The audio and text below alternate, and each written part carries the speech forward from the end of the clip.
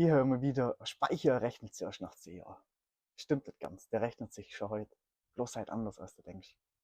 Die meisten schauen bloß auf nackte Wirtschaftlichkeit. Anschaffung minus Einsparung, fertig. Aber vergessen, was sie damit eigentlich gewinnen. Unabhängigkeit. Ohne Speicher schickst du deinen Strom einfach ins Netz. Das für einen Centbetrag und kaufst ihn abends teuer zurück. Mit dem Speicher nutzt du den Strom dann, wenn du ihn wirklich brauchst. Da musst du abends keine 40 Cent mehr pro Kilowattstunde zahlen, wenn du deinen eigenen gespeichert hast.